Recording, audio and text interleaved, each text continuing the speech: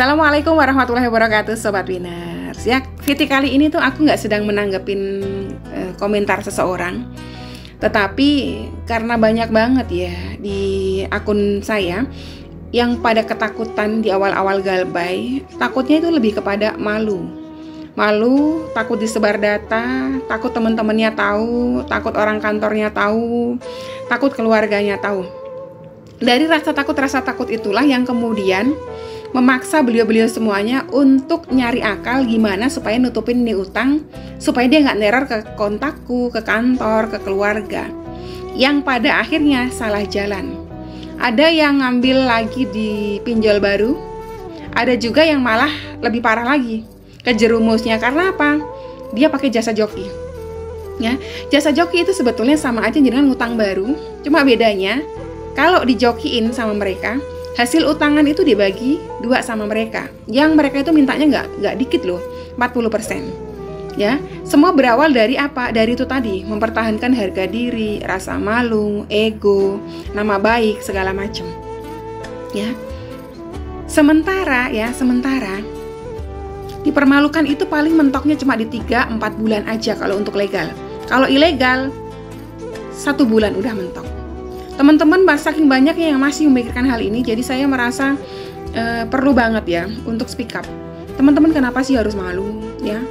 Toh yang punya utang di muka bumi ini nggak cuma teman-teman. Banyak kok orang punya utang. Bahkan kadang-kadang orang yang mencemooh kita juga dia tuh punya utang. Dan utangnya dia juga nggak sedikit. Jangan dikira saya sekarang bisa ngomong ya kan di depan kamera, ngeedukasi teman-teman. Jangan dikira saya nggak mengalami masa-masa seperti jenengan dipermalukan. Malu pernah saya. Ya pernah. Tapi kalau saya terus-terusan terpuruk memikirkan harga diri, ego, rasa malu, nama baik segala macam tadi itu, nggak akan kelar permasalahannya. Utangnya akan nambah terus. Jadi dulu di awal-awal ketika saya masih terlilit pinjol yang saya ceritakan itu 12 aplikasi, itu kenyang saya yang namanya dipermalukan. Ya, bahkan dulu di kantor ada satu orang yang saya ingat banget. Ya, orang tersebut ya ngegunjing saya di belakang saya, ngata-ngatain saya. Bahkan ngomong ke teman-temannya, jangan utangin tuh, ya jangan utangin si Wiwin.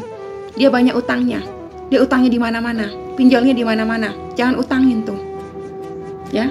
Bahkan saya juga pernah dipanggil ya sama atasan, yang atasan ini disuruh atasannya lagi untuk menyengaja datang ke kantor saya, padahal tuh kantornya beda, untuk nanyain perkara utang saya. Malu nggak tuh? Malu, ya.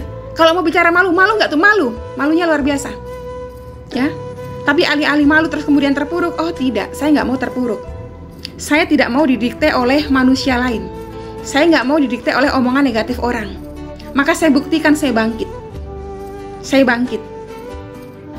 Dan saya tunjukkan kepada mereka sekarang semua hutang-hutang saya lunas. Dan saya tunjukkan kepada mereka kehidupan saya sekarang jauh lebih enak secara finansial daripada mereka tadi yang menggunjing saya. Jadi jenengan kenapa harus bersedih? Nggak usah. Tutup telinga, tutup mata, nggak usah dengerin omongan negatif orang. Jenengan sekarang fokuslah dulu menata ekonominya, galbaikan dulu. Jangan takut dipermalukan sama DC-DC itu.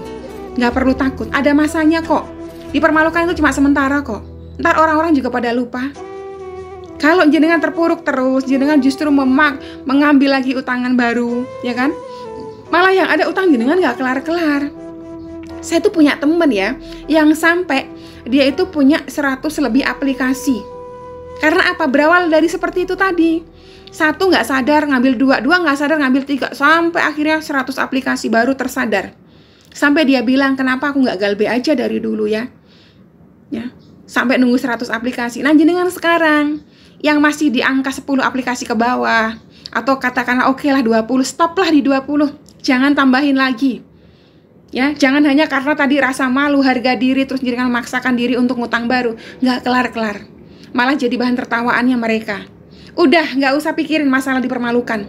Biarin aja. Mending malu sesaat daripada sengsara seumur hidup.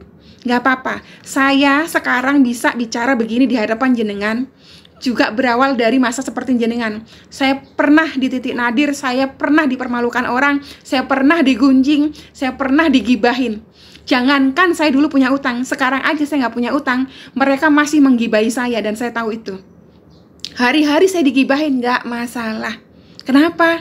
karena dosa-dosa saya ditransfer ke mereka. Ya, mereka menggibahi saya sampai pahalanya mereka habis untuk ditransfer ke saya. Ya, dosa saya diambil sama mereka. Jadi apa susahnya digibahin? Biarin aja. Ya.